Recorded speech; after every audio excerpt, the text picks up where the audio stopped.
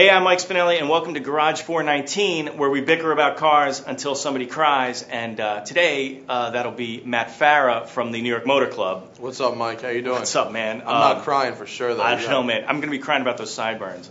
No one talks about my sideburns, dude. Right, no one. Well, if you were here, I'd show you. Anyway, so we'll start about the we're talking about the Ferrari supposed Dino that everybody's talking about, the kind of lightweight, smaller Ferrari, mass-produced Ferrari. Well, I mean those things to me don't say Ferrari. To me, Ferrari smaller means less power. Dude, mass-produced means it's no Ferrari's got longer to be Ferrari. bigger. Ferrari's got to be big. Ferrari's got like the best brand in the history of cars. So clothes, but keep the cars going up. Don't take the cars down. All right, point taken on the crappy Ferrari logo shirts that everybody looks like a jerk in. But True. you know, how about so lightweight? You're telling me lightweight is a good thing, but I mean, if you're making a smaller entry-level Ferrari, it's going to have less power. You're not going to put a 430 motor in a lighter car and then call it entry-level. Well, it's just not going to happen. Well, however, yeah, I mean, that brings an interesting point up that Count Luca, the Ferrari CEO, said that it's not going to be an entry-level car. And, you know, I don't know what that means, whether that means it's going to be the same price as an F430. Well, if it's the same price of a 430, then it's not entry level, and then I mean it's not a Dino. I mean the first Dinos weren't even called Ferraris because they were, I don't know, embarrassed to put their name on it, I guess. Oh man, dude, there are going to be so many Dino people writing in about that last crack. But anyway, so yeah, I love Dinos. Don't get me wrong, but I mean, come on. All right, moving on. Lamborghini SUV. What do you think of this? So again, spy shots and a lot of rumors have been saying that Lamborghini is going to put out a not necessarily a new LM002. I mean, I got to tell you, Mike, I was the biggest fan of the LM. It was an awesome car. The LM was ridiculous, but I mean, what I'm thinking right now is a Cayenne turbo with like an LP640 motor in it. That's what I want to see. Well, all right. So yeah, but you think that an SUV, that Lamborghini should even put an SUV on in their line? I mean, unless they need the money, I don't know. I think Porsche needed the money, and that's why they went for the Cayenne. Yeah, but I don't. You know, Lambos are Lambos, and I don't think diluting the brand like that is really the way to go, unless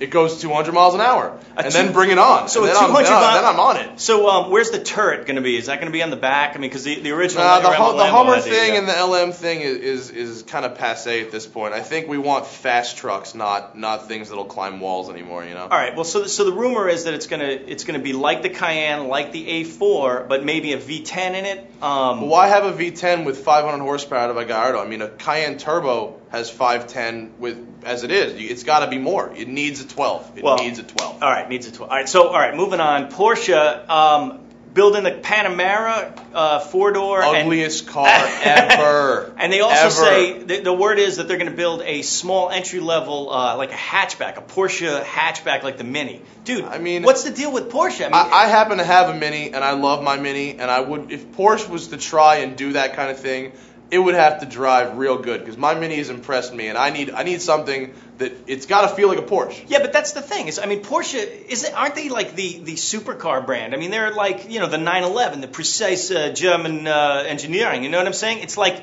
they're not a company that should be branching out like this. I thought the Cayenne was crap. I happen to love the Cayenne Turbo. I think the other ones are crap, but the Cayenne Turbo is a real deal performance car.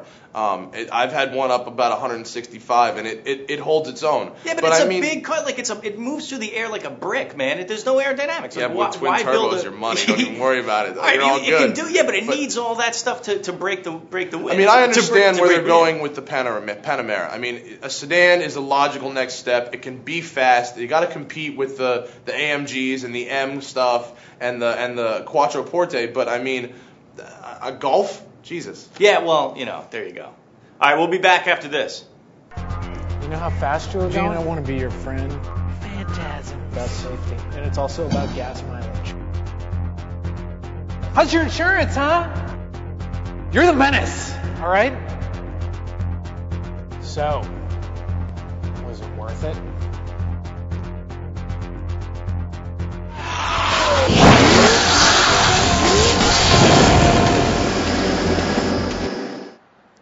Hell yeah. Welcome back to Garage419. I'm here with my mutton-chopped friend, Matt Farah from the New York Motor Club.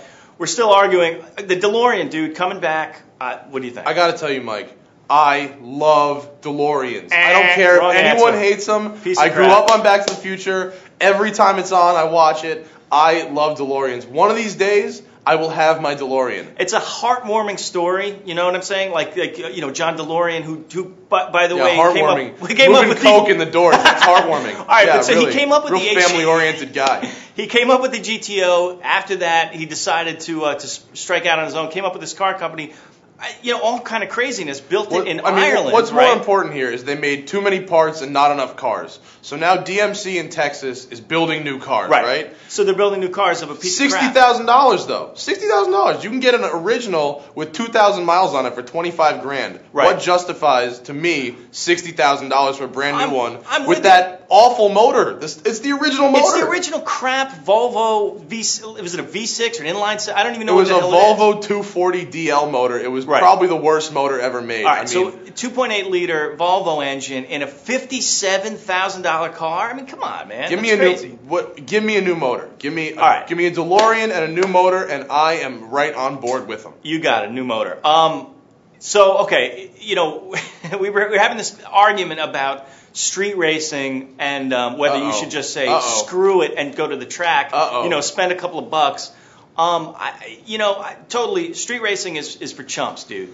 You know, it's interesting that you bring up street racing. I actually have 2 cases pending. I didn't want to bring it up, but the sideburns made me think of it. I think I could offer an interesting take on the street racing thing. You know, I don't weave in traffic and do crazy stuff, and I don't shut down roads and run Hondas in quarter mile. I mean, I think that in the 2000s, I think that cars have come a long way, and I think that our speed limit laws are really antiquated.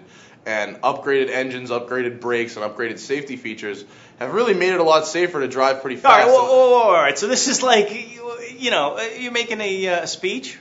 I'm not. No, this isn't a political statement here. All I'm saying is that if you have an open highway and there's 2 cars driving fast, if you're going over 90 miles an hour, that is a crime.